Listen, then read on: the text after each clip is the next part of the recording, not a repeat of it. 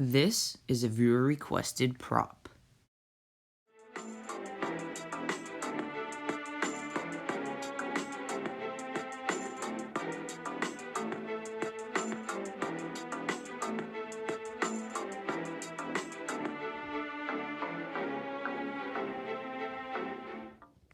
Hello, and welcome to my channel. My name's Ryan, or RJR Productions, and today I'll be making another viewer requested prop. It is a Clone Pilot helmet, and I'm going to be making Clone Pilot Matchstick's helmet. In this episode, I'm going to be making a Phase 1 Clone Trooper Pilot helmet, and this helmet is fairly similar on the bottom half to the Phase 1 Clone Trooper Infantry helmet, but the top half is vastly different, so that's why I'm making this video. As you can see in this picture, the top half has a substantial difference in curve. It's not like a perfect dome, it's more of a flattened out dome, and also it extends decently far off the back of the helmet, as well as the front. Rather than in my old helmet, it would go underneath the faceplate, but on this one, the dome goes over the faceplate, so I'll keep that in mind. And also, the back has this very nice tube detail, and you can see that the tubes run all the way down to the front, and then you can see this nice chest piece area that we have. And I'm going to be doing Matchstick's paint job for this, so it's basically the exact same look.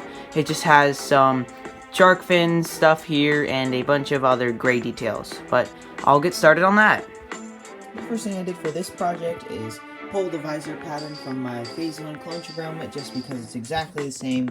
So I have this visor all nice and cut out here. So now I'm going to start the time lapse on the dome. The dome on this helmet is a little bit different than my other ones because on the back it has more of a slope in, and on the top it's not as domed. So I just kept that in mind, and this dome circle is about 27 inches, and my regular ones are usually 26 inches. So I just allowed for that extra inch at the back so I could have a little bit of room to play with. So then I just added my cross supports to keep it in more of a circular shape. And then I started working on the dome parts. So I did a strip over the top, and then I did 2 strips across the sides.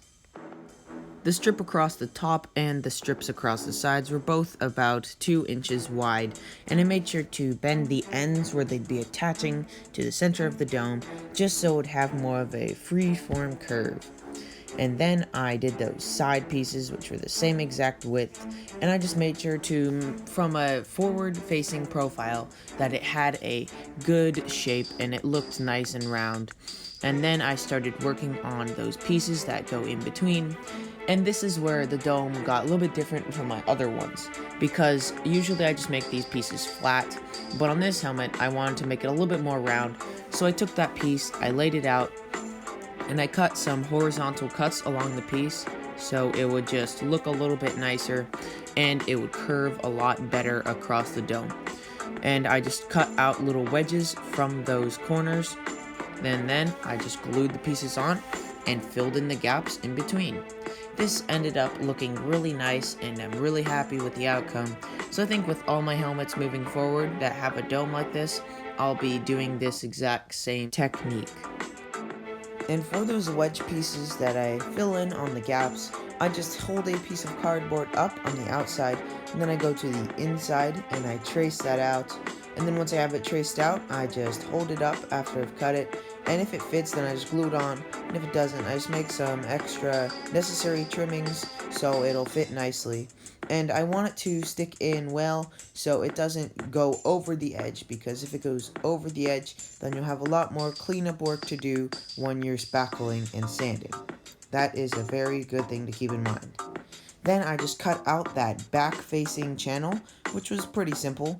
It was just it would go up right past the middle, and then it would go across all the way to the center, slightly up, and then it would go back down, and then cut down almost vertically on the other side. And then I just glued on the faceplate, which was what I cut out earlier, behind it, just keep that in mind, and I also cut out about a 1/4 inch strip above that. And then I cut out where the earpiece would go in the helmet, because this one isn't offset, it's directly parallel with the helmet.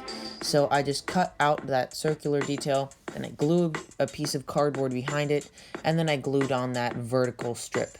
I did that on both sides, and the helmet was really coming together now. So now I started working on that cheek section, so I just glued about a 1/2 inch strip all along the edge, and then I glued a piece of cardboard in the gap.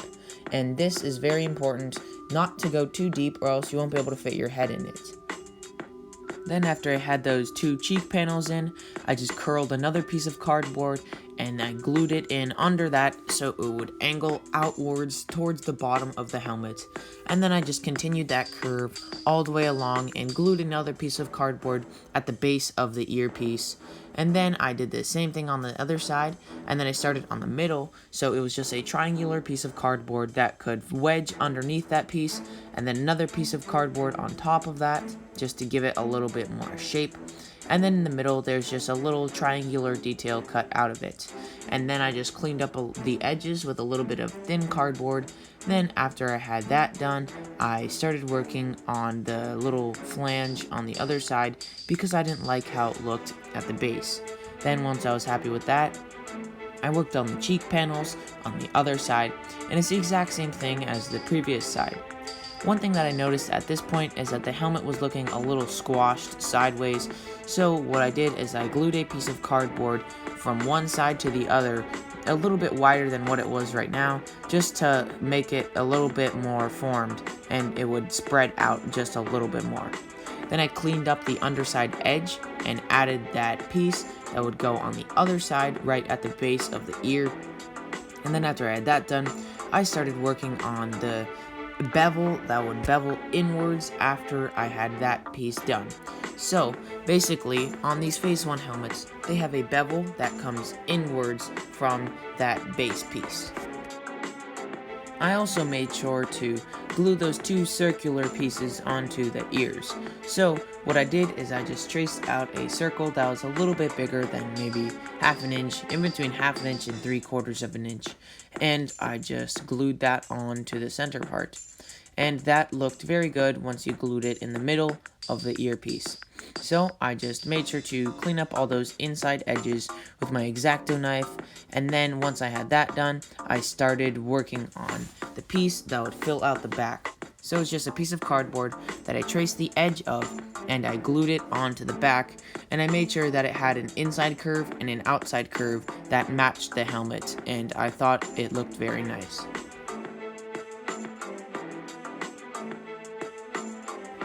So now that I have this much work done on the helmet, and I'm on this back part, once I have that little lip done, I'm noticing that I'm not going to be able to fit my head in without the use of some magnets. So that's what I'm going to do. So I just have this 12-pack of magnets here.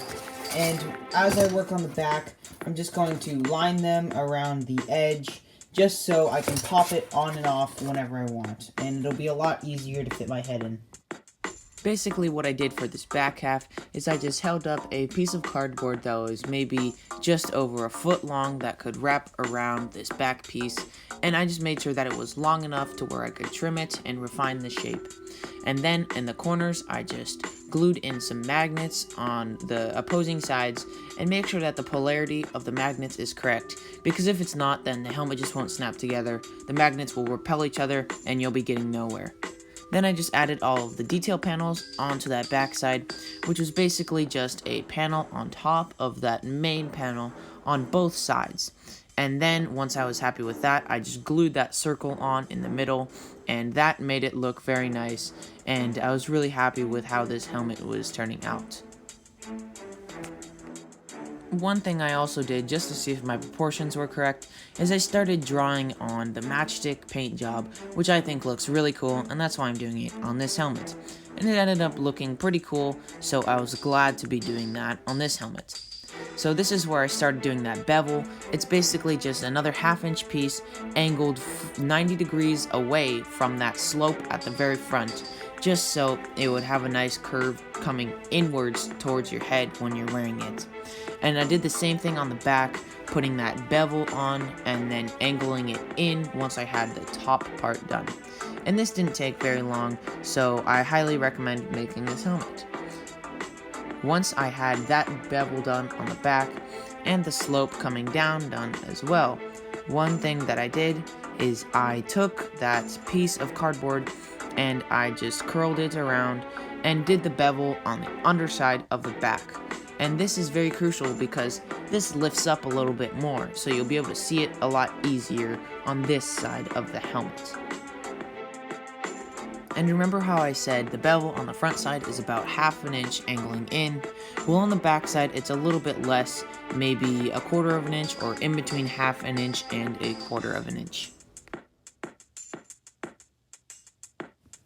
Right now I am done with the basic construction of this whole helmet. So right now I am going to work on the little tube parts that come out of here. And then I'm also going to work on the piece that goes from there up and around. And then also the piece that goes on the top all the way back like that. But I'm not going to glue those pieces on because I want to get the whole dome nice and sanded first. Those two canisters were pretty simple to make, but they have a lot of detail on them, so I just made sure to pay attention to that. And basically, they're about 2 inches tall, and at the top they have a little angling in, so they'll be able to fit onto the helmet correctly. And the main chassis of this piece has a little strip wrapping around it that's about 1.5 inches long, so I just kept that in mind. And I also poked a barbecue skewer all the way through this piece so that when the time comes I could glue those tubing pieces on. And this is very handy because it wouldn't have a very strong grip if you just glued the tube on, but if you put that barbecue skewer hanging out, then it would have something to grip onto. And I made sure that it hung out by about 3/4 inch, because if you don't do this, then those tubes would easily fall off and you'd have to do a lot of repairing. Once I had one done and I thought it looked really good, I did the same thing on the other side. So it's basically just a tube, and then it has a angled in part at the very top, a little bit of a gap in the middle, and then that strip wrapping around as detail at the bottom.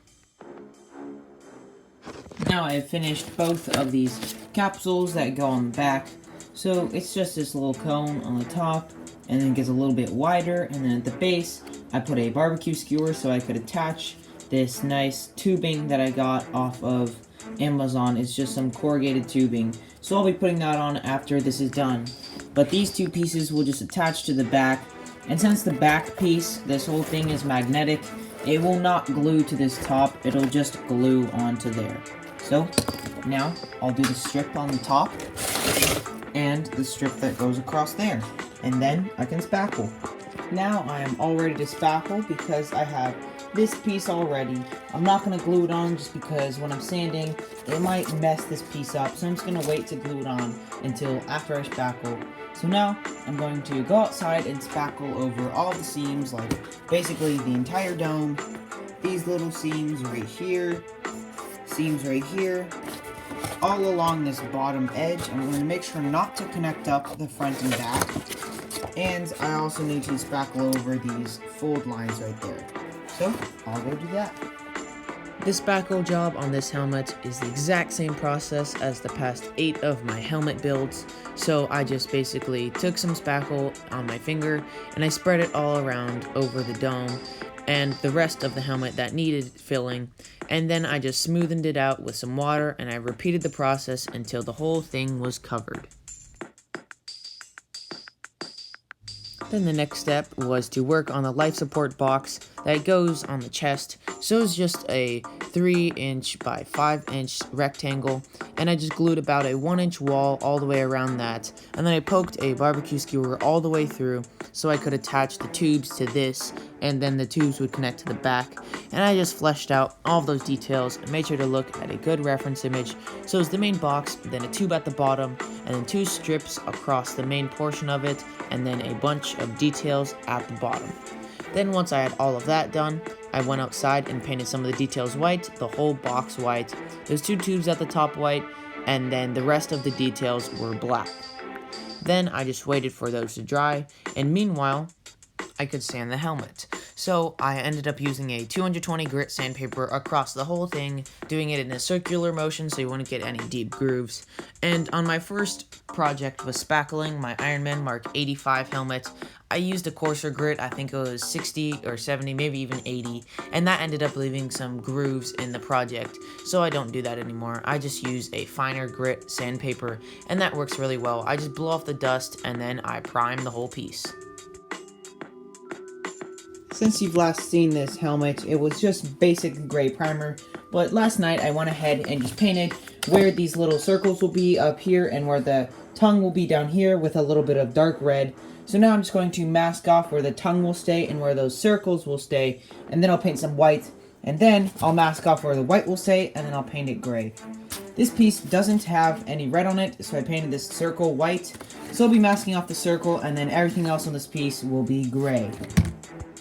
For all the red details, I just made sure to look at a reference image, and it's very crucial to find a good reference image, because if you don't, then your markings could be off, and your paint job won't look as good as if you had a good reference image. So I just traced out the shape of the two tongues meeting at the middle, and then once I was happy with that, I attached the piece, and then I just wrapped the red around all the way to the side, and then it just went around a little bit up, and then it came down at the back of the ear and ended. And then I worked on those two circles, which actually took me a really long time. So I just cut a circle that was the size of the bottom of a Solo cup, and then I cut another circle on the inside of that, attached it, and then did all the details on the inside, and then I did the same thing on the other side. Now that I'm all done masking off where the red is going to stay, I'm going to go outside and paint the white details. Now I'm done with masking off where all of the white is going to stay. So now there's a little bit of red exposed, but that's okay because that's going to be covered up by gray. So now I'm just going to paint everything else on this helmet gray. The same gray that I painted the back of the helmet, as you can see here. So, I'll go do that. The only thing left to do on this project for the paint job is to mask off the T-mouth and then paint it. So I have it all masked off, so now I'm going to go paint it gloss black. Now that I am back inside, and I have also glued on this little strip right here and the strip on top of it as well. I have this box already, so right now I'm going to work on the visor. So I just have this big nice piece of clear plastic right here, and I'm just going to use this for that. And then once I have that all glued in, then I'll work on the box. I'll attach these two details to the back, then I'll attach the tubing. It's just this nice tubing, so I'm just going to take some of this and glue it on.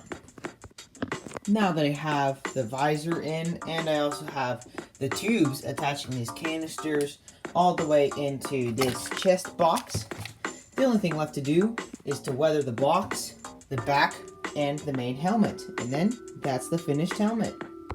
I also went ahead and just made a quick stand for this helmet because it can't really stand on its own. It'll crush the tubes. So this just sits on the helmet, and then the box will sit down there. So, the only thing left for me to do is to weather this helmet. Now this helmet is all nice and weathered, so that is it. That is how to make a Clone Pilot helmet, and also that's how I did my Clone Pilot Matchsticks paint job. So now, I'll cut to the outro. This prop was really fun to make, and I highly recommend that you make it too. If you have any suggestions on what I should make next, please leave them in the comments down below. I really liked making this helmet because I got to experiment with some new materials such as corrugated tubing. This has been RGR Productions, signing off till next time.